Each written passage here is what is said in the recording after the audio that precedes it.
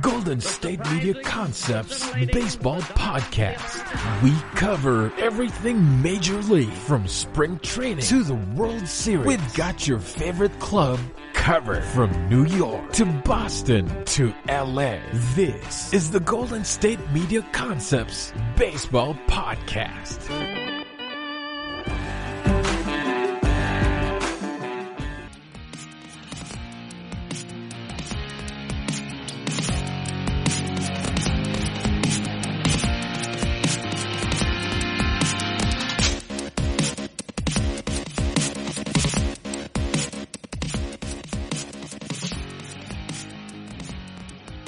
Welcome into another edition of the GSMC Baseball Podcast, brought to you by the GSMC Podcast Network. I'm your host, Kevin Mahalik. Today is Monday, September 14th, and this is episode number 273 of the Baseball Podcast. Hopefully you guys out there enjoyed a quality weekend. It was the first Sunday football weekend of the fall here. I know Saturday college football took place. Technically it was week 2, but it really was like week 1, the first time the ACC, Big 12 got themselves in action here. And then Sunday, the NFL week 1 taking place.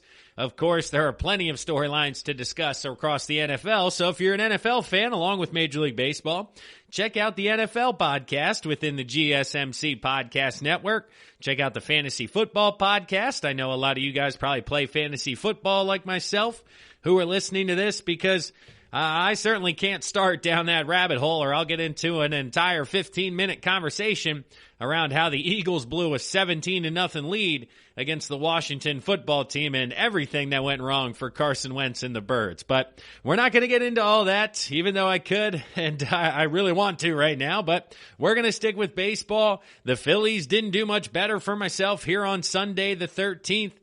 We are officially 2 weeks away from the end of the regular season. Honestly, this is creeping up quicker and quicker as we're getting here, and that's why it's frustrating to watch the Fightin' Phils drop a 7-inning doubleheader today as they lose both games to the Marlins. But we'll get into more of the specifics. I'll give you guys an update on the standings. You know the standard Monday routine, our weekly update, who's doing what, where we at for the playoffs. So we'll get into all of that and much more. But at the top of the show, of course, where we have to start is Alec Mills throwing a no-hitter for the Chicago Cubs.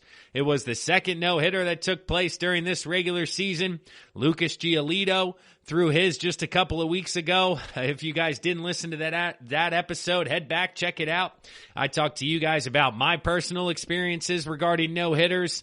One in college, one during summer ball during college. I was actually involved with a no-hitter in which we lost. That's right, we lost a game 2-1. And actually no-hit the other team.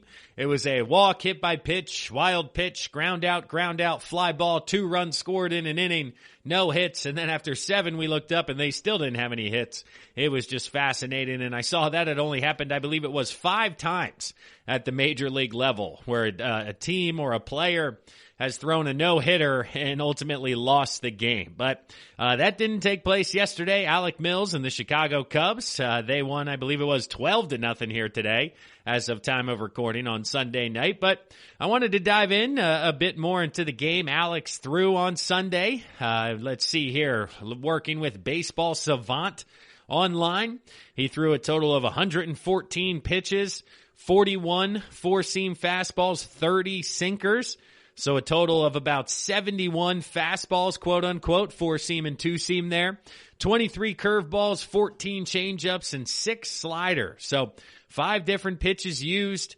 But mainly, let's see here, adding these together, 62% fastball, whether it was 4-seam or 2-seam. He attacked the zone. He only got 5 swings and misses in the entire game, though. That's just fascinating. I mean, he had, I believe it was 5 strikeouts, 3 walks, looking at the box score here. But in those strikeouts, only 5 swings and misses. So plenty of called strikes to go along with the whiffs. But that's just a fascinating number and something completely different than what we saw with Lucas Giolito's no-hitter, and how he had double-digit strikeouts, was making everybody look foolish, everybody look silly. Alec Mills did it a completely different way by just pounding the zone. If you go to Baseball Savant, you can look at the 4-quadrant kind of outline or graph so to speak, and he's using all pitches and all quadrants, keeping people guessing at the plate. Let's see, batted balls in play, 11 of them on the sinker, 6 on the fastball, 3 on the curve, and 1 on the changeup. So 17 balls in play off of fastballs, an average exit velocity of 89 miles an hour on those. So he kept those under 90, which is ideal from a pitching perspective. So just fascinating to kind of see here. And as we jump around, continue to use Baseball Savant. I'm a big fan of this website. If you guys haven't gone on this website, spent some time on this website, you can look at any position player, any pitcher, and you can really educate and learn stuff about their game and what they were doing moving forward. Because looking at the exit velocity, the hardest one he gave up was to Garcia here of 91 miles an hour. It was, let's see, a line out it looks like here in the first inning, and then he has quite a few in the 90s. But when you look at the expected batting average of balls in play, and if we're able to get the website here to follow along, and yep, there we go. Jed Jerko in the second inning had a line out of an exit velocity of 102. So that past graph I had was wrong there. I don't know what I was talking about at 90, but using this graph, I must have been reading that one wrong. I apologize. So 102 exit velocity, 810 expected batting average. So like we said, with Giolito's, there's a couple of times where you're going to need to get lucky over the course of a no-hitter. And here, he had 7 instances where the expecting average was greater than 400. So it was the second inning, a line out at 810. Then Christian Yelich had a line out in the fourth inning at 104.4 with an expected average of 740. Then you drop down to 610, 470, 460. So 3 guys, Arcia, Yelich, and Jerko, all hit balls with expected batting averages of over 600. And obviously none of them getting a hit at that point. But let's look at exit velocity. 106 was the top by Jacob Nottingham in the third inning. 104.4 by Christian Yelich. 102 by Jerko. 107 by Yelich. So those guys hit the ball hard. And Christian Yelich, all 3 times he was up, actually really put a smash onto the ball and fell short. And that's just a frustrating year continues for Yelich. But, I mean, who is Alec Mills? Who is this guy who comes out and throws a no-hitter that I've never heard of? So I pull up his baseball reference page here. This is his 3rd year in the major leagues, or I guess 4th year, but his service time wouldn't read that much because he had 3 games, 0 starts in 2016 for the Kansas City Royals, and then since 2018, his time with the Cubs has been very small. He had 2 starts in 2018, total of 18 innings over 7 games. In 2019, he had 4 starts and 9 games for 36 innings. But this year, he finds himself in the rotation with 8 total starts and a 4.74 ERA. So this isn't even a guy who's been going out there who's been lights out over the past. Now, yes, his previous start, he did, I believe, go 6 scoreless innings, so he found a bit of a groove going into this start against the Brewers, and we all know the Brewers' offense hasn't been very good this entire year. So it's certainly him taking advantage of this Brewers offense. But yeah, Yelich hit 2 balls hard. There were Arcia, Sogard, Nottingham, like we talked about, but just kind of fascinating to see ultimately Alec Mills go to work. Because if we look at game pitch velocity, that's what I was looking at. It wasn't exit velocity, it was pitch velocity.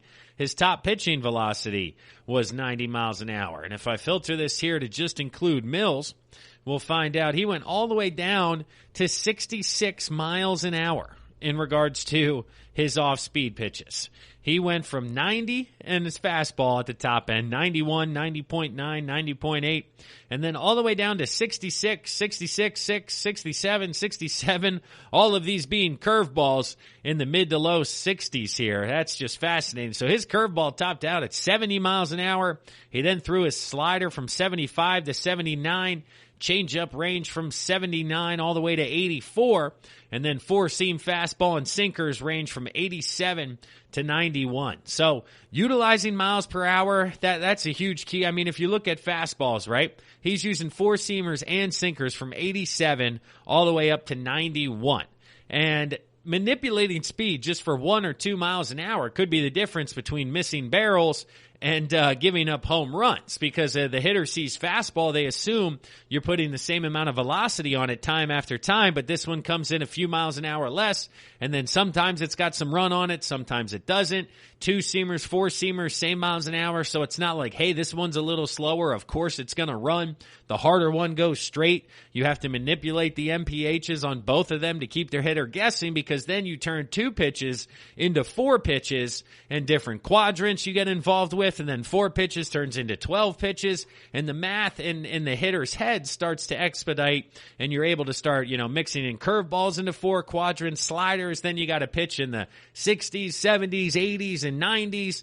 All different quadrants, all different movements, and that's how you keep hitters off balance. That's how you learn how to pitch when you're not throwing 96, 97, 98, and you need to get hitters out by the ability to pitch, location, mixing speeds. It's certainly a different game to watch than trying to blow hitters away, but just as fascinating from a pitcher's perspective. So, shout out Alec Mills. He throws the second no-hitter in Major League Baseball this summer. I said I think we'd get 1, maybe 2 more after Giolito threw his. Well, now with just 2 weeks left, I think that may be it for us.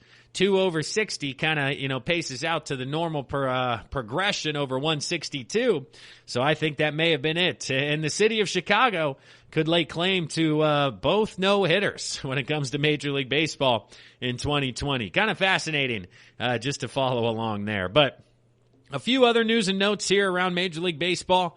Wrapping up the first segment here. I briefly mentioned it in a previous podcast, but it has come to light since then. Major League Baseball is indeed working to implement the bubble strategy for the postseason. They'll be using Houston and Arlington right outside of Dallas. So Texas and Houston, their park on the National League side of things. And then out west between the Padres and Dodgers Stadium, we'll utilize the American League side of things. Now, there is, location, right? So Arlington, Texas, in the second round, they'll have the second highest seed, the highest remaining NL seed would host in Arlington. The next highest seed would host in Houston. The highest seed in the American League would host in San Diego. The next highest seed would host in Los Angeles. These are all second-round games after the initial wild card games, which would be scattered throughout the locations and not any real regard when it comes to seeding. The American League Championship Series would take place in San Diego. The National League Championship Series would take place in Arlington, with the World Series taking place in Arlington beginning on October 20th and ending no later than October 28th. So the plan is to still get the entirety of the playoffs in the month of October. They're just looking to do it in a bubble formation. And the one last hurdle that needs to be cleared is this needs to be passed by the players' union. And the hurdle that they're waiting on and figuring out is how the players' families and close friends get involved with this bubble. And Major League Baseball has essentially given them 2 options. Either they quarantine with the players or by themselves, however it works, during the last week of the regular season, so 1 week from today essentially beginning, because this is what all the players will begin doing, whether they're at home or on the road. They'll begin the 7-day quarantine period so that they can transition into this bubble format without any wasted time or without any needed quarantine situations, and they can continue to have this calendar move forward without setbacks. So either the family has to join them in that 1 week quarantine before moving to the postseason, or they're able to travel to the cities but not interact with the players. And this is, the playoffs here, it gives it a different vibe, right? So we've seen the NBA do the playoffs. We've seen the NHL do the playoffs. And then football, baseball, they're continuing to stay at their individual complexes. Well, when it comes to the playoffs, when you could be eliminated in as little as 5 days, 3 days, and then you're back home with your family, you're a little bit more lenient as a player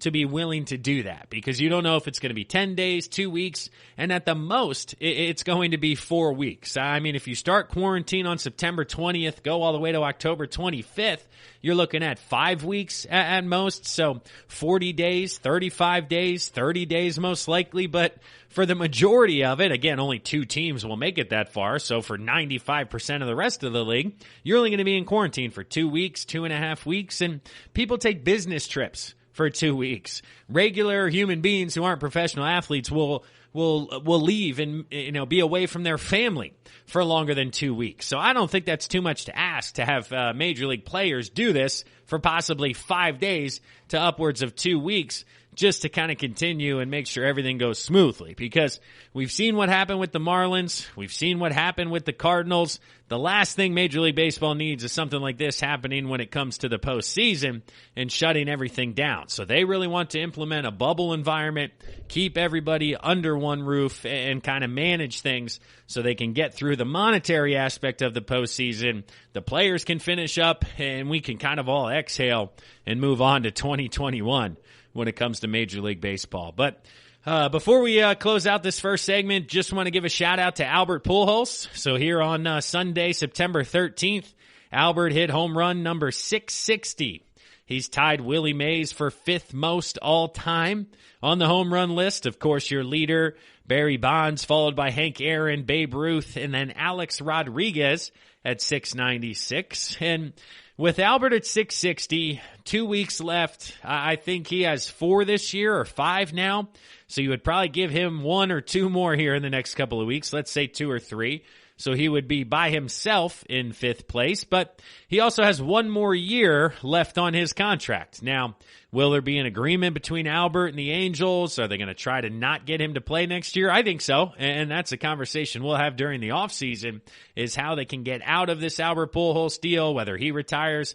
I think he wants to play. I think he's going to play. And then I also don't think he's going to hit 35 home runs next year. So my ultimate point is I think Albert is going to find himself where he ends this year, and that's 5th all time on the home runs list, because I don't think he'll go from 662 all the way up to 697, hitting 35 home runs at the age of 41 when things have certainly slowed down. But top 5 all time on the home runs list. He passed Alex Rodriguez on the RBI list not too long ago. So the guy is clearly a first ballot Hall of Famer. Shout out to Albert once again, who again Sunday night ties Willie Mays, and his next one will advance him into 5th place alone in the all-time home runs list. So the machine, Albert Pujols, all the way back from his Sports Center commercial days. Shout out to you, sir. I appreciate it. I've loved watching you for the past 15, 20 years here. So that'll wrap things up for the first segment of the GSMC Baseball Podcast, brought to you by the GSMC Podcast Network. We'll pause right now for a word from one of our sponsors, one of our sister shows, but when we come back, we'll start our trip around Major League Baseball. We'll dive into the American League and National League East. We'll figure out what's going on, where do we stand in the playoffs, who's doing what. Stick around, everybody. I'm your host, Kevin Mahalik. We'll be right back. This is your ultimate stop for everything sports. The Golden State Media Concepts Sports Podcast. Should I say more? From the NFL, MLB, the NBA to MMA, it's all in here. The Golden State Media Concepts Sports Podcast. Listen now.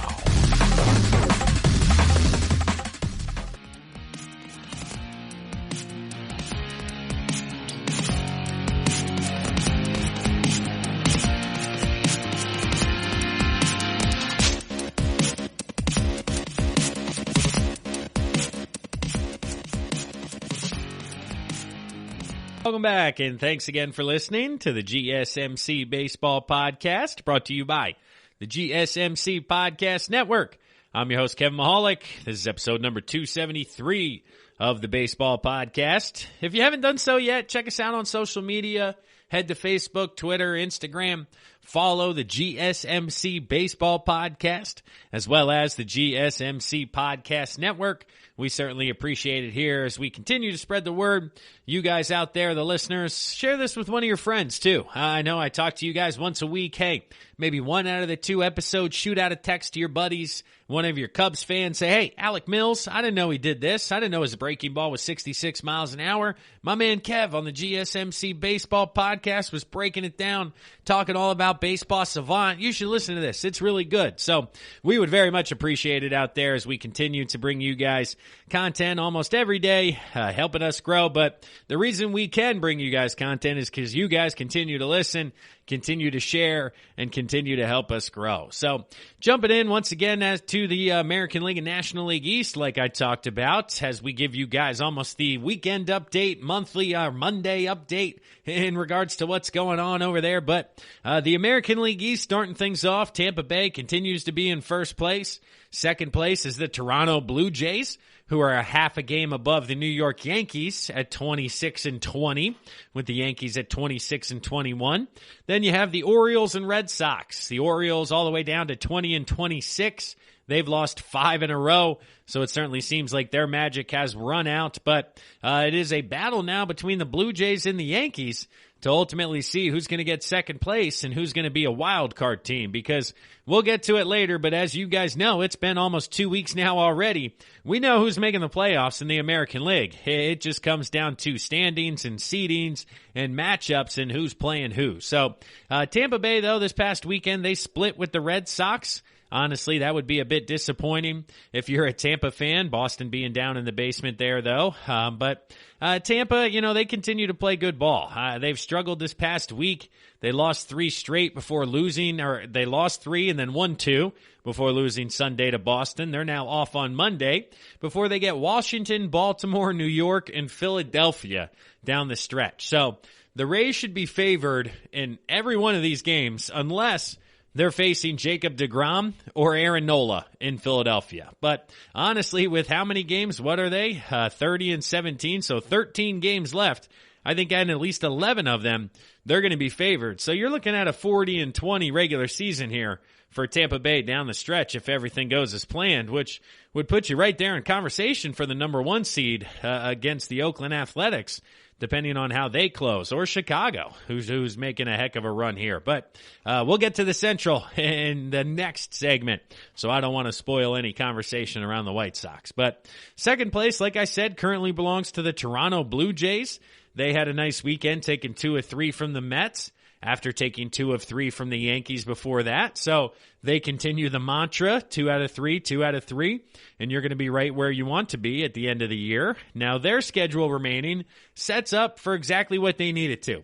They have 7 games left with the New York Yankees. So the third place New York Yankees, who have won 5 straight games here, as we're doing a dual talk session here, but the Yankees won 5 straight games after sweeping the Orioles in 4 games over the weekend here. So now they line up with the Blue Jays, and they have 7 with the Blue Jays remaining, with Boston and Miami sprinkled in between. Well, if you're Toronto, you have Philadelphia and Baltimore sprinkled in between. So those 7 games head-to-head between the Blue Jays and Yankees are going to be huge determining factors into ultimately who is second place in the American League East, because I do think both of these guys at 3.5, 4 games behind the Rays, and what I talked about their schedule looks like, I don't think either one's going to be able to get to first place. So it's a matter of second place, wild card, home field, or traveling on the road as the wild card team. So it'll be a fun trip down the stretch here, that's for sure, as we try to decide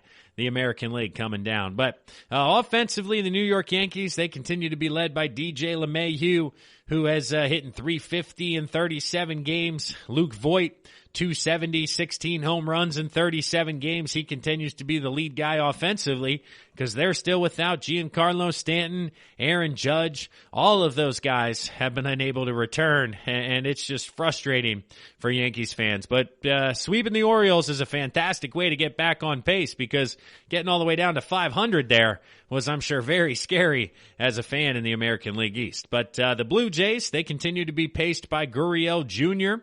He's hitting 7 home runs, 25 RBIs, hitting .285. Hernandez obviously missing some time with an injury, but 14 home runs, 27 RBIs. Grichuk, 9 home runs, 27 RBIs for Toronto. So the offensive side of things has been a very pleasant surprise for the Blue Jays. And then the pitching moves they made down the stretch and in the offseason have also been successful, as Ryu is 4-1 with a 3.0 ERA. They would certainly sign up for that in 5 starts or 10 starts here in 11 games total for Ryu. Tanner Roark has been a bit of a disappointment, but guys like Thomas Hatch have been fantastic. Anthony Bass, guys on the back end here have picked up the slack. So the bottom two teams in the American League East, like I talked about, the Orioles and the Red Sox. Unfortunately, the Orioles, they had a shot this past weekend, like I said, against the New York Yankees, but losing and getting swept in those 4 games pretty much put the nail in the coffin at 20-26 when you're chasing that team that just swept you in 4 games. So it was a nice run for the Orioles. They hung around much, much longer than I would have given them in regards to a prediction. But down the stretch, having a, let's see here, 5-game series with Tampa Bay as well doesn't bode well, and Atlanta in there and Toronto. So Baltimore's unfortunately going to miss the playoffs once again this year, but it was a heck of a run for those guys. Now, Boston split with Tampa Bay like we talked about this past weekend. They're certainly 17-31, so in the basement here, they got Miami, New York, Baltimore, and Atlanta coming down the stretch, but really nothing to write home about in regards to the Red Sox and the American League East. So it's the Rays, it's the Blue Jays, it's the Yankees. Blue Jays and Yankees play each other 7 more times. That will ultimately determine second place in the wild card. And then the Tampa Bay Rays and their easy schedule coming down the stretch certainly lends you to believe they will take home the American League East championship. Now it's just a matter of will they be able to be the number 1 seed in the American League, as they're a half a game better than the Oakland Athletics and a half a game behind the Chicago White Sox for that number 1 overall seed. Now transitioning over to the National League, it was a funky weekend as the Phillies and Marlins are currently in the middle of a 7-game series. That's right, a 7-game regular season series that we'll touch on here in just a second, because I do want to talk about the Braves, who have won 2 in a row and are 28-19 despite all their starting pitching issues. They took 3 of 4 from the Nationals over the weekend, and they find themselves with a trip to Baltimore coming up next on the schedule. A nice little 6-game trip. Looks like 7 days total to Baltimore, New York, and then wrap it up with a homestand against Miami and Boston. But a ton of winnable games on the schedule for Atlanta. So I do see them running away with this NL East down the stretch here. And with 13 games left, being favorited and heavy favorites in at least 10 of them, if not 11, I think 10-3 over the next couple of weeks here in Atlanta, and a 38-22 regular season certainly isn't out the realm of possibilities, and that would make them the number 2 seed, because the Cubbies have 20 losses already, and the Dodgers at 14 would certainly be the number 1 seed. So Atlanta looks like the 2 seed, which comes back around and becomes very relevant after we discuss this 7-game series between the Marlins and the Phillies, because we are 6 games through the 7-game series. Game 7 will be Monday, and the Marlins have won this series in 6 games. They've won.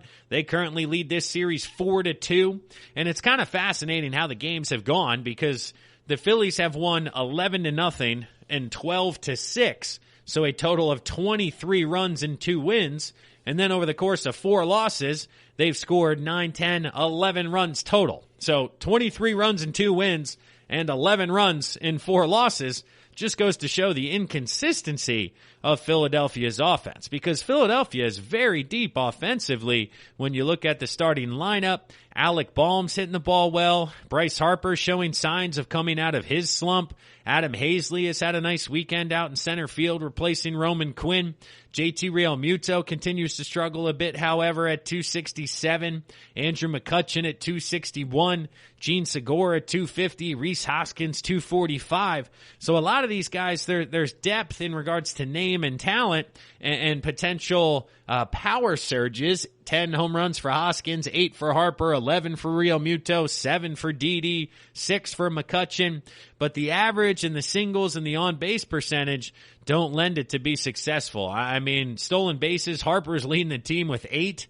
That's obviously an issue. Really, Roman Quinn tied with him with 8, but he's out with an injury. So it takes away that aspect of your offense and lends you to be much more reliant on the big hit, the big inning. Even during their wins, the 11 and 12 run games, they had grand slams, 3-run home runs, but really struggling to kind of manufacture runs on a nightly basis, which tends to lead to inconsistency. And when you have the pitching staff the Phillies have, you can't have that offensively and continue to win over time. But if you're the Miami Marlins, you're feeling good because you had a doubleheader sweep on Sunday. They won the first game 2-1 and the second game 8-1.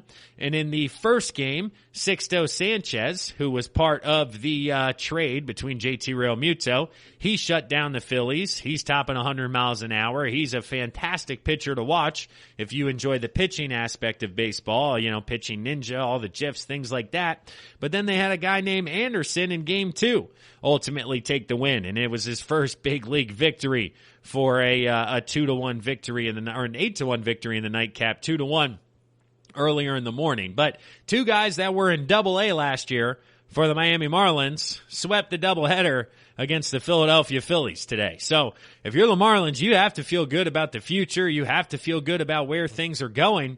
And you have a huge Game 7 coming up against Philadelphia because the difference between winning 5 out of 7 and 4 out of 7 when it comes to the standings is that 2-game flip, right? You only advance 1 game if you win 4 out of 3, but if you go 5-2, that's 3 games. So this is a huge Game 7 for the Marlins and Phillies to see what's happening down the stretch here. And in regards to the Marlins schedule, they follow up with Boston, Washington, Atlanta, and New York. So this next week with Boston and Washington, they could continue to make up ground and push the pace. But then down the stretch with 7 games against the Braves and the Yankees, both first-place teams on paper. Now, the Yankees may be in second place at this point, but that could be a tough last week for the Marlins, which is why, as Phillies fans out there, you'll have to stay into it, even if we do fall a game or two behind the Marlins over the next couple of weeks. Stay involved, stay engaged. We could potentially catch them by the end of the year. But the Phillies now in third place, 23-22 on the season. The Marlins in second at 23-21, which obviously, again, Game 7 is a huge swing game in regards to standings moving forward. Now, the Mets are currently in fourth place with the Nationals in the basement. The Mets at 21-26. They lost 2 of 3 to the Blue Jays this past weekend as they continue to falter. Seth Lugo has been fantastic for them in the rotation since he's been added. It just hasn't been enough for them to be able to turn things around. Jacob deGrom has been excellent, but outside of those two, continued struggles in New York. Now, the Mets are off on Monday, but then they travel to Philadelphia for 3, then have Atlanta, Tampa Bay, and wrap up with Washington. So huge games against the Phillies if they're looking to get back at it, and then a tough stretch with Atlanta and Tampa before last place Washington to end the year. And speaking of last place Washington, they're 17-28. They're very much struggling this year. They lose 3 out of 4 to the Braves, like we talked about here. Coming up, they have a couple of games with, let's see, as I scroll, they face off a couple of games with Tampa Bay, then 5 with Miami, 4 with Philadelphia, and 4 with New York, as they have some games to make up from some missed time earlier in the year. But Tampa and then that Miami game, if they want to make a run, that series is going to be the only way to get back into it. But right now, it certainly seems like the Braves will be taking the National League East. They will be winning this division once again. And then that will follow up with the Marlins and the Phillies battling for second place and potentially that 5th spot, because the Padres very much seem to have the number 4 slot idolized. So it would either be number 5 or number 7, number 8, because the San Francisco Giants are right there at 23-23, and the Phillies, like I mentioned, at 23-22 would currently be that 7 spot and half a game ahead of the Padres, which, full circle, brings you back around to face off with the Atlanta Braves in the first round in that 2-7 matchup. And I don't think it'd be the worst thing in the world as a Phillies fan to get the Braves with their rotation, their injuries, and their issues. Give me Nola, give me Wheeler. I think even though it's a 2-7, the Phillies may have a chance in a series such as that. But that'll wrap things up here for the second segment, talking about the American League and National League East. The Rays and Braves will be your winners, and then it comes down to second place, and we got a battle, but with all 4 teams most likely locked into making the playoffs. But that'll wrap it up here for the second segment. We'll pause right now for a word from one of our sponsors, one of our sister shows, but when we come back, we'll talk about the American League and National League Central. We'll continue around the horn, guys. I appreciate you listening out there. We'll be right back. Tired of searching the vast jungle of podcasts? Now listen close and hear this out. There's a podcast network that covers just about everything that you've been searching. Hey! The Golden State Media Concepts Podcast Network is here. Nothing less than a podcast bliss with endless hours of podcast coverage. From news, sports, music, fashion, cooking, entertainment, fantasy, football, and so much more. So stop lurking around and go straight out to the Golden State Media Concepts Podcast Network. Guaranteed to fill that podcast itch. Whatever it may be. Visit us at www.gsmcpodcast.com. Follow us on Facebook and Twitter, and download us on iTunes, SoundCloud, and Google Play.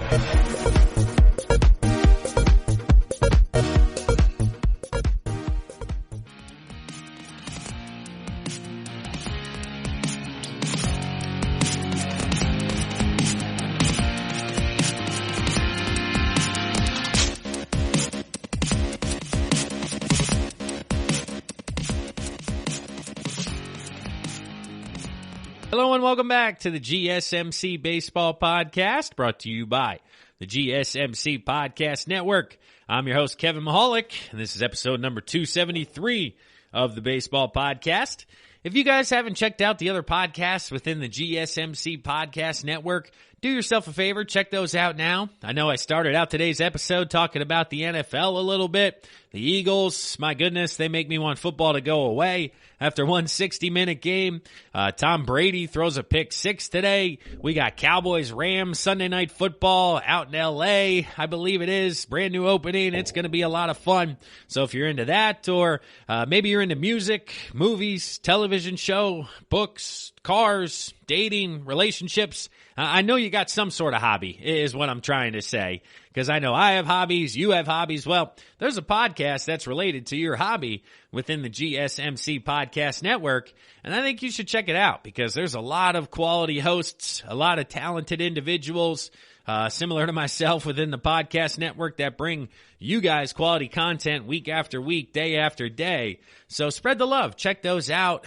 Rate and review the podcast, those as well as this one, because that goes a long way in helping to spread the word and improve our standings here within the GSMC Podcast Network, the baseball podcast, all of that good stuff.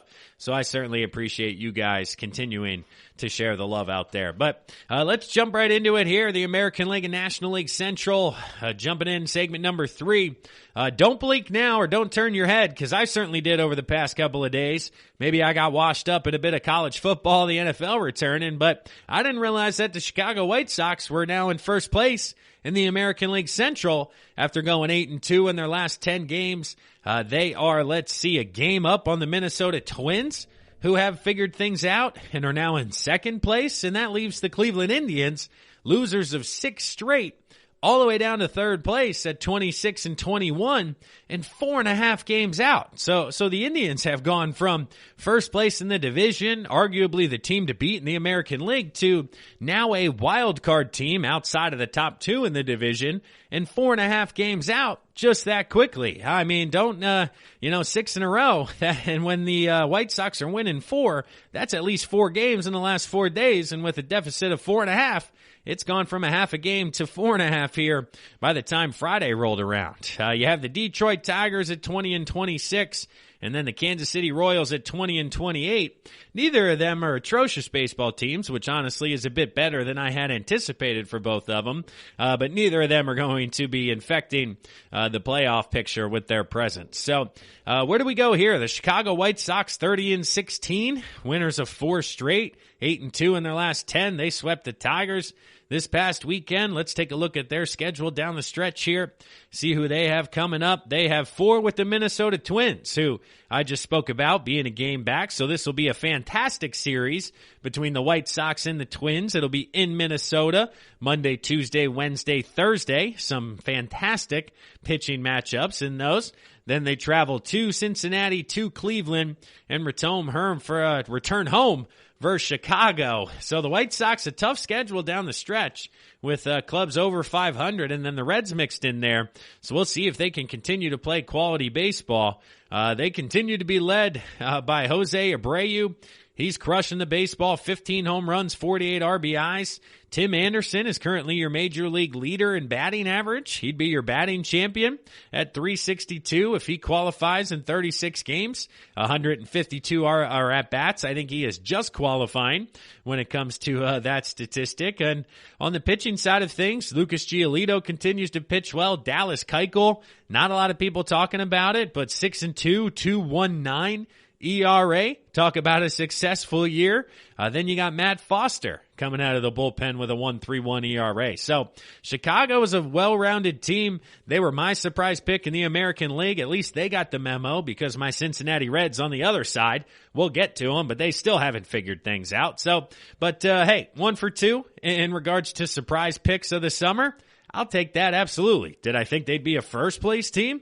I didn't think the White Sox would be a first-place team, but I certainly thought they were good enough to make the wild card and make the playoffs. Now we're talking standard 162, 5 teams here, but yeah, certainly a pleasant surprise on the south side of the Windy City.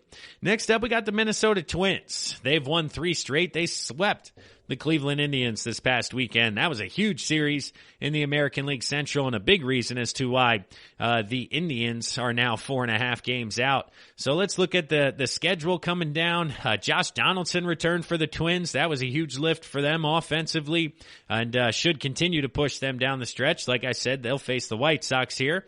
After that, they have the Cubs, Tigers, and Reds. So the White Sox and Cubs over the next week, but then the final week of Detroit and Cincinnati should lend for a final push for those Twins, and depending on how these next 4 with the White Sox go, it could line up for them to win the American League Central once again here in 2020, because I had them as favorites coming into this year. It'll depend on the pitching aspects of things. I mean, Nelson Cruz continues to do everything in his power to carry them with a 331 average, 16 home runs. Eddie Rosario has double-digit home runs now. Miguel Sano has double-digit home runs. So this offense is starting to get things clicking in Minnesota, and they're starting to see some of the fruits of that labor offensively, because the pitching staff has been steady. They've been getting contributions from Maeda, Barrios starting to settle in, Dobnak still an ERA under 4, Rich Hill with a nice outing the other day. So I'm very excited to see this Twins-White Sox series coming up here over the next 4 days. That's going to be some quality baseball. So if you guys don't live in AL Central land, tune in, because that could decide the Central over the next 2 weeks. And then, like we said, the third-place team on the outside looking in now is the Cleveland Indians, after they have lost 6 straight, getting swept or losing 3 out of 4, but the last 3 to the Royals, and then the 3 games to the Minnesota Twins. They now find themselves facing off against the Chicago Cubs for a quick 2-game series, then 4 with Detroit, 4 with the Chicago White Sox, and then 3 in Pittsburgh. So the Indians have 7 wins at least on their schedule with 6 toss-ups, so you would think that they would go 10 and change down the stretch. So you're looking at 36-24, which I don't think is going to win the American League Central, and I do think puts you in third place in this division. I mean, already 5 back in the loss column of the Chicago White Sox. Even if they do have a quality series, I don't think it's going to be enough to make up the difference. Now, with that pitching staff heading into the postseason, I still don't think you want to face the Cleveland Indians, but certainly having that matchup being maybe the 7-2 matchup, if they're the number 1 wild card, perhaps they're facing off right again against those White Sox. So could be an interdivisional matchup depending on the head-to-head games coming up here, or maybe it's the Twins and Indians facing off. But number 4 and number 5, like we talked about, the Tigers and the Royals in this division. The Tigers have lost 3 in a row. Losing to the White Sox, that was kind of their last stretch here to be able to put, their presence back into postseason conversation. Unable to do so, and they do have Cleveland and Minnesota coming up, so it's going to be a tough stretch for them. And the Royals, they've played great baseball. Honestly, I give them a round of applause here for not packing things in. They won 3 out of 4 against Cleveland. Then they swept the Pittsburgh Pirates this weekend. Now they get the Detroit Tigers here for a couple of games, then Milwaukee, then St. Louis, then Detroit again. So Kansas City's got some winnable games. Now, I don't think they're going to make it all the way back into the playoff conversation because, like I said, we got the Indians and Yankees currently occupying wild card positions in the American League, which is a fascinating sentence I didn't think I'd be saying at the beginning of the year. But certainly kudos to Kansas City for getting closer to maybe 25 and 35, maybe even a bit better than that, which is a step in the right direction than I think they were anticipating in the city of Kansas City. So the American League Central, White Sox, Twins, and Indians, similar to the East with the Yankees, Blue Jays, and Rays, it'll come down to those head-to-head matchups over the next couple of weeks and ultimately who ends up where and who's playing who when it comes to the playoffs. But looking now at the National League Central side of things, the Chicago Cubs, they are in the lead over the St. Louis Cardinals. They are tied in the loss column, but the Cardinals have 8 games in hand when it comes to the Cubbies. So they're 4 games back, which means the Cardinals would have to win all 8 games that they have to be tied with the Cubs. So if you're an optimistic Cardinals fan, hey, we're tied in the loss column. We're going to win all our games, so we're tied for first place. If you're not optimistic, you could be 20 and 28 and be 8 games out. Obviously, I put them somewhere in the middle. Maybe you're looking at 24 and 24, so that second place is a viable position, but it's still going to be extremely difficult to catch those Cubbies. The Cubs won 2 out of 3 against the Brewers, as well as Alec Mills No-Hitter, which we talked about in much detail at the top of the episode. This was following up 2 of 3 on the Reds before that. So they're playing good baseball back again in Chicago after a brief rut there. They do now have, Cleveland and Minnesota over the next 5 days, so it will be a tough week, and then Pittsburgh and Chicago White Sox to close out with. So it is a bit of a tough stretch down these next 2 weeks for the Cubbies, which lends me to believe that they will win the Central but end up the number 3 spot in the National League playoffs. So they'll play the worst of the second place finishers, which could be an interdivisional matchup because depending on how the Marlins and Phillies shake out, the 20 and 20 Cardinals could pass them and be in that 6th spot or the 7th spot when it comes to number 3. So 3 first 6. Yes, that's right. So they could be the 6th spot if the Mets are ahead of them to play the Cubbies. But the Cardinals, they've lost 2 of 3 to the Reds over the weekend. They still have games to make up, like we said, pulling up their schedule now.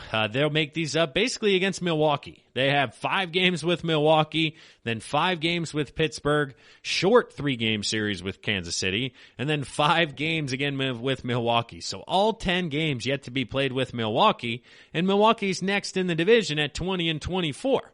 So if you're Milwaukee and you go 7 and 3 over the course of these games, you're looking at 27 and 27, and that would put St. Louis at 23 and 27. So you could jump them and get right back into playoff consideration here as badly as you've played if you're the Brewers just by taking advantage of the Cardinals. And you know the Cardinals have the Pirates and the Royals in between, so this is really your only chance to make it is to take at least 8 out of 10 here with the Cardinals and get yourself back into that conversation because it's going to be a lot of games in a little amount of days for the Cardinals. They're going to have to go deep into their pitching rotation. They're going to have a lot of bullpen games, a lot of arms being used. And if you're the Brewers and the struggling offense, this is the only way or the best way to take advantage of it. But the Brewers, they can't hit a lick. I mean, they're going to want to take advantage of it, but they just got no hit by the Cubs. They lost 2 of 3. Like I said, 10 with the Cubs. Let's see who they have in between. They have Cincinnati and Kansas City.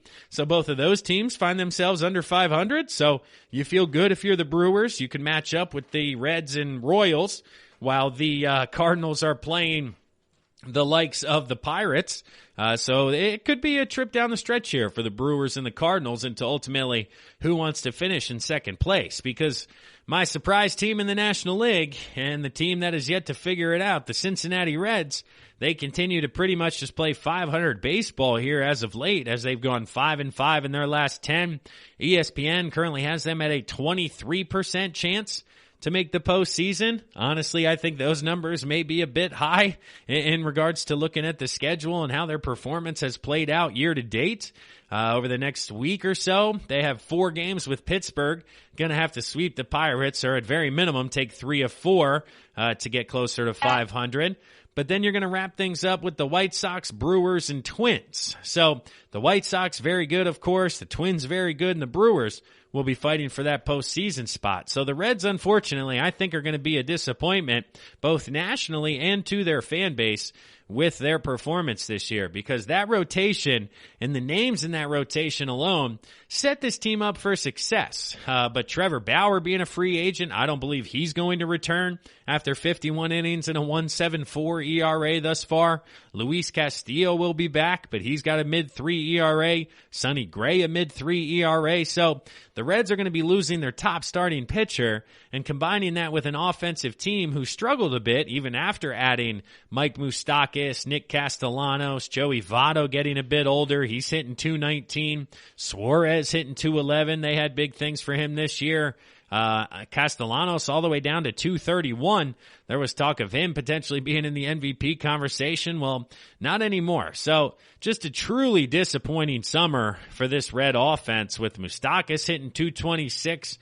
Jesse Winkler's really the only guy hitting for average at 276. And it's just kind of fascinating to see in the NL Central. I mean, I know the Cubs have some nice arms, but across the board, you're not facing that quality pitching day in and day out. So I think it's just disappointing years in Cincinnati. And I think they're going to have changes to the coaching staff come this offseason when it comes to that offense and those expectations. But rounding out the National League Central, the Pittsburgh Pirates, the worst team in Major League Baseball when it comes to record. They are 14-30.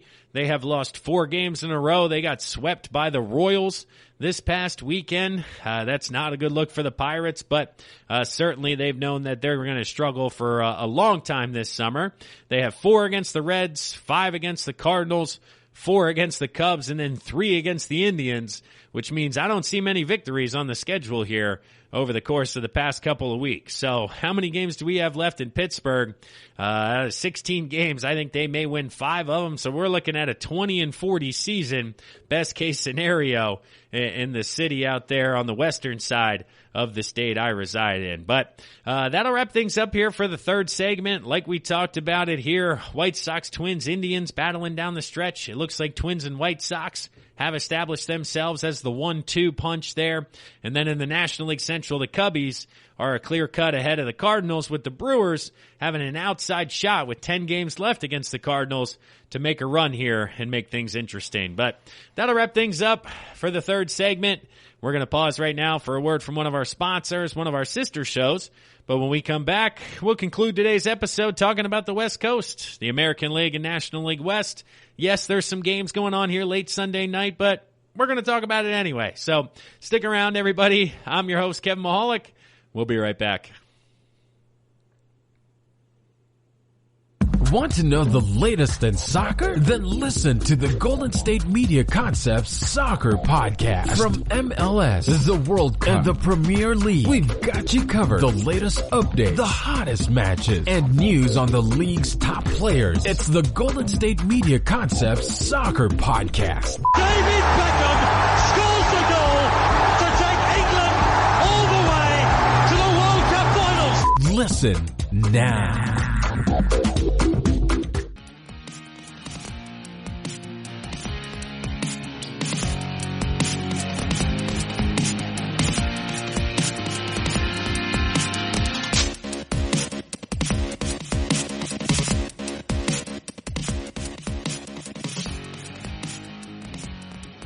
Welcome back to the fourth and final segment of the GSMC Baseball Podcast, brought to you by the GSMC Podcast Network. It is Monday, September 14th. This is episode number 273 of the Baseball Podcast. I appreciate you guys listening in today. Hopefully you had a great weekend out there and another great start to your week. If you're listening to this live on Monday, I appreciate it. If it's Tuesday and Wednesday, what the heck? Hopefully your week's going well thus far. That's the beauty of on-demand audio. You guys can listen whenever you'd like out there. But while you are listening, I am going to take a brief second now to ask you to like, rate, and review the podcast. If you leave us 5 stars on Apple Podcasts, that'll go a huge way to helping us continue to spread and grow and climb within the charts within an Apple Podcast. They rank the top podcasts, send out some love, do a lot of those different things. And the more you guys rate and review and like and share, subscribe, all that good stuff that comes with being a content provider in 2020, we would very much appreciate it here at the GSMC Baseball Podcast. But with that being said, let's wrap up today's episode talking about the American League West. not much has changed out there. The Oakland Athletics continue to drive the boat, so to speak. The Astros in second place at 23-23. They are 2 games ahead of the Seattle Mariners for second place in a wild card spot, and they are 4 games ahead of the LA Angels. So still life for the Seattle Mariners. Now, certainly on paper, the Astros are much more talented than the Mariners and the Angels. And if we're talking wild card, you're looking at the Yankees and the Indians. So if you're an Astros fan, you very much have to be in that second position there to make the postseason, because 3 teams from the West are not going to be in the playoffs. But starting out at the top, the Oakland A's, let's see, they are 29-17. They split with the Texas Rangers over the weekend. As they continue to trudge forward here, they are 6-4 in their last 10. They have games with Seattle, Colorado, San Francisco, LA Dodgers, and Seattle down the stretch here. So the Mariners, 2 games behind the Astros, like I just said, but 6 games with the first place A's. So that would be an uphill battle for the Mariners, and to trying to gain some traction and advance and catch those Astros, certainly going to be an uphill battle. But in regards to the A's, they'll look to take advantage of Colorado, San Francisco. Those games against the Dodgers will be very entertaining in a little over a week, and then the games with Seattle surrounding it. So Oakland, I think they coast into the number 1 seed. Now, when it comes to the number 1 seed in the American League, this will be what they're still playing for. Between the Rays, White Sox, and Oakland, like I said, everybody within a game of each other for that number 1 overall seed and third place. So matchup games will be played down the stretch. Who do you want? Do you want 1-8, 2-7, 3-6? Who do you match up with? Who's going to be who? It'll be kind of fascinating to see the decision making, whether they put pitchers out there on short rest, long rest, what they're trying to do, whether you're the A's, White Sox, Rays. Do you have to make sure you win your own division, whether you're in the American League Central, or can you coast and set up the rotation for the postseason like you're the Oakland A's? There will be a lot to watch coming down the stretch, and ultimately how they line things up for postseason play. But second place here, you have the Houston Astros. They're currently facing off with the LA Dodgers. As of time of recording here, Sunday night, they did win against the Dodgers on Saturday to get back to 500 after losing 4 out of 5 against the Oakland Athletics. So the Athletics pretty much established their dominance over the Houston Astros, and that's where the division basically found itself wrapped up, was over the course of the last 5 days. But Houston was able to bounce back and get a nice win against the Dodgers, and here they are again on Sunday Night Baseball, looking for a mini 2-game sweep with Zach Greinke on the bump. Ryan Presley was able to get his 9th save last night on Saturday. Following this, they have matchups. Okay, so Houston's schedule very, very light down the stretch. I mean, they got the Texas Rangers for 7 games, who find themselves down at the bottom of this division. Then they have the Seattle Mariners for 3, who they're fighting for third place and second place. And then the Arizona Diamondbacks, who are in last place in the NL West. So 10 games against last place teams, and then 3 against the Seattle Mariners would lend you to believe that a record of, 9-4 down the stretch would certainly be doable over the course of however many games they have left. Let's see, 46-14 games, so we'll call it 9-5. You're looking at 32-28. A bit of a disappointment, but certainly still a playoff caliber season down there in Houston as they look to solidify themselves in second place. Now, when it comes to looking at the other divisions, Toronto, 3 games up in the loss column currently, and then the Twins, White Sox, they're very much ahead. So you'd be looking at that 6 seed facing off against that 3 seed, and then that's where it comes down to the Athletics, White Sox, or Rays, and how ultimately they lay things out to see who wants to get the Astros in round 1 potentially.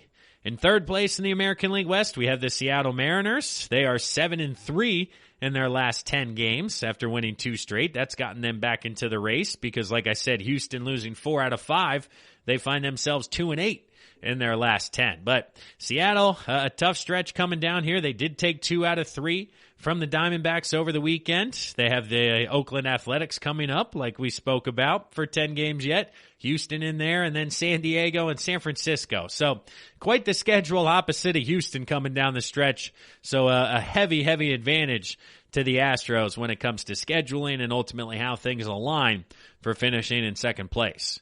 In fourth place, we have the LA Angels at 20-28. They won 2 out of 3 from the Rockies after losing 2 out of 3 to the Rangers.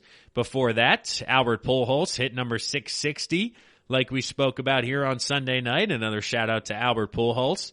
The Angels coming up, they have 3 games with Arizona, 4 with Texas. So they have 7 winnable games before finishing with San Diego and the Dodgers in what is a tough stretch, and ultimately should be almost a merciless end of the season because LA, just another disappointment. Injuries once again, Shohei Ohtani.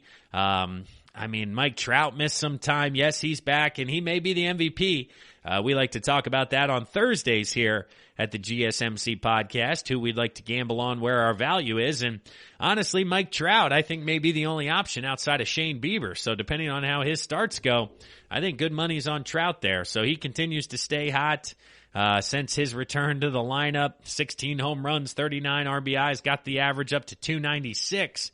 It'll be fascinating to see if he'll be able to get that over 300 by the conclusion of the regular season. In 5th place, the Texas Rangers at 17-30. They're in the basement. They're looking forward to next year. They did split with the Oakland A's this past weekend, so they are certainly not, giving up or throwing away games when it comes to the Rangers. But schedule of Houston, the LA Angels, Arizona, and Houston again is going to be tough for them to come back facing off against the Astros all 7 times. So the American League West, it really is Oakland sitting pretty at the top. Then the only conversation becomes the Astros Mariners for that 2nd seed and or missing the playoffs. But after diving in here like we just did, the schedule of the Astros way lighter down the stretch than that of the Mariners. So certainly advantage Astros for making their postseason here. And ESPN tends to agree with me.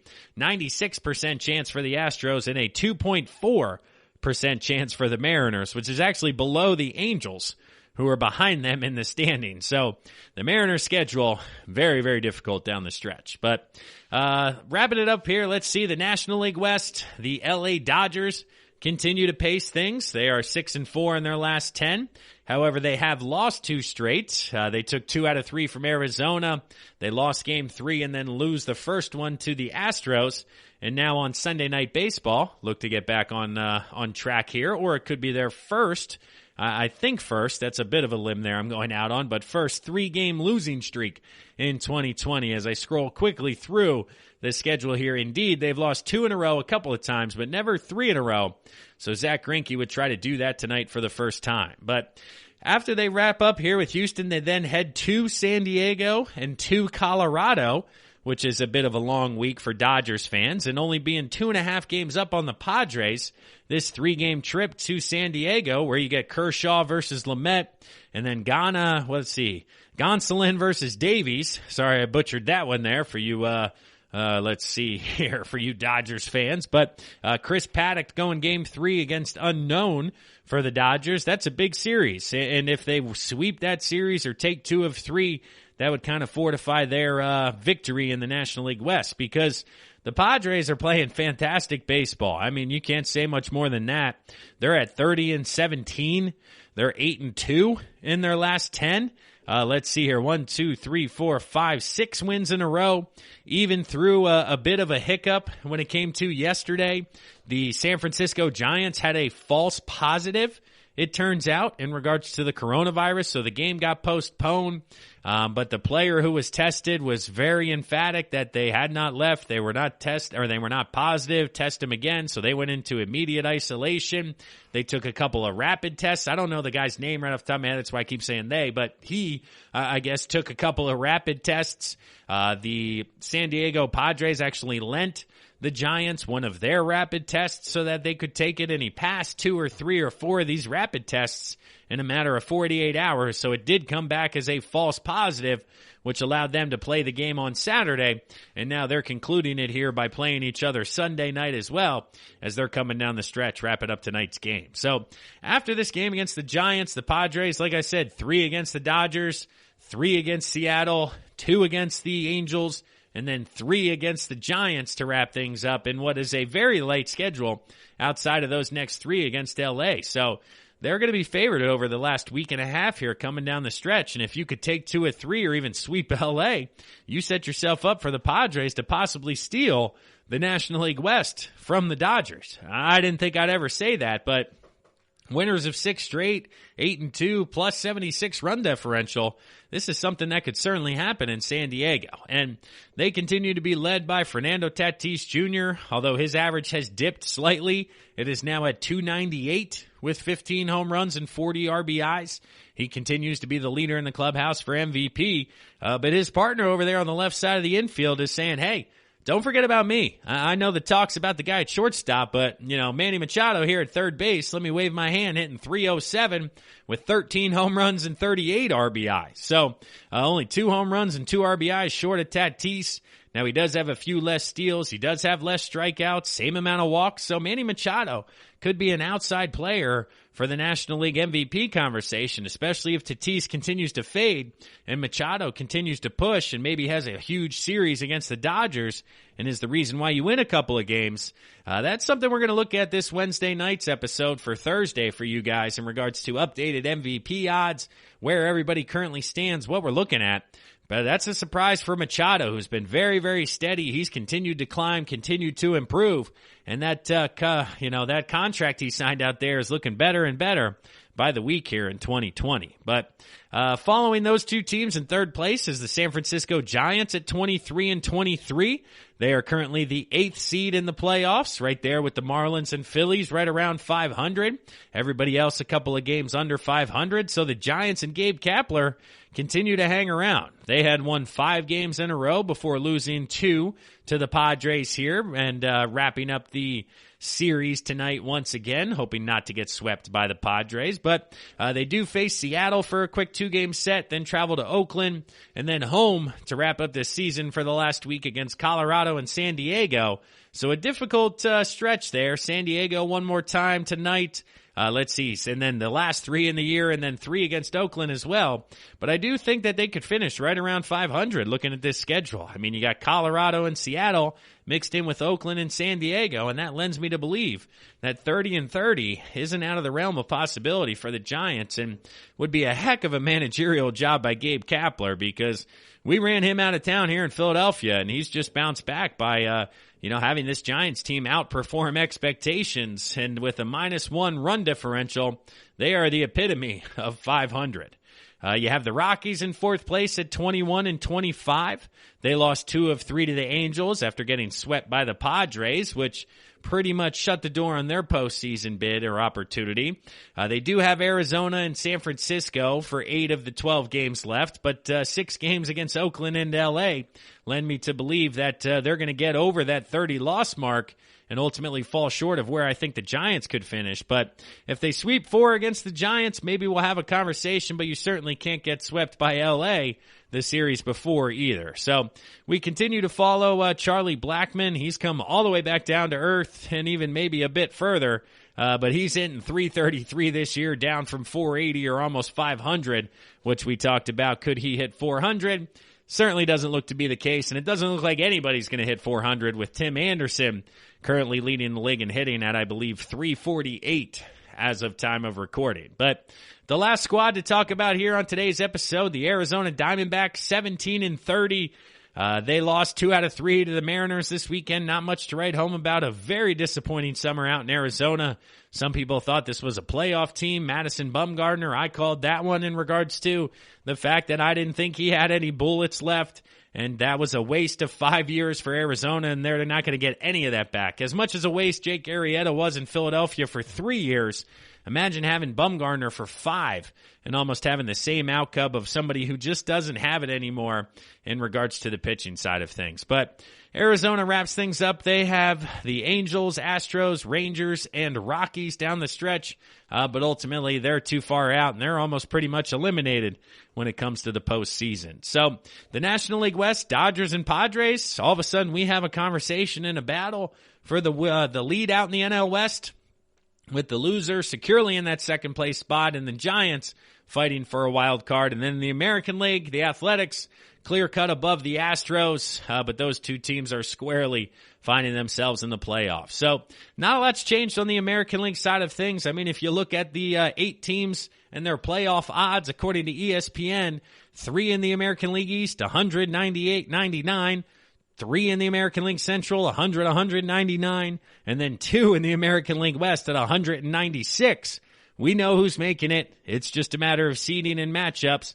But then in the National League, things are a bit more fun, where you have teams at 65, 40, 25, 23 still have the opportunity to make a run and make a postseason if they get hot here over the last couple of weeks. But that'll wrap things up for today's episode of the GSMC Baseball Podcast, brought to you by the GSMC Podcast Network. I'm your host, Kevin Mahalik. As always, one last time, I'll ask you to follow us on social media, rate, subscribe, review the podcast. That goes a long way for helping us continue to bring you guys quality content day in and day out with the GSMC Podcast Network. But once again, everybody, thanks for listening. I'm Kevin Mahalik. This was episode number 273 of the Baseball Podcast. Have a great night, everybody. I'll talk to you guys again on Thursday. You've been listening to the Golden State Media Concepts Baseball Podcast, part of the Golden State Media Concepts Podcast Network. You can find this show and others like it at www.gsmcpodcast.com. Download our podcast on iTunes, Stitcher, SoundCloud, and Google Play. Just type in GSMC to find all the shows from the Golden State Media Concepts Podcast Network, from movies to music, from sports to entertainment, and even weird news. You can also follow us on Twitter and on Facebook. Thank you, and we hope you have enjoyed today's program.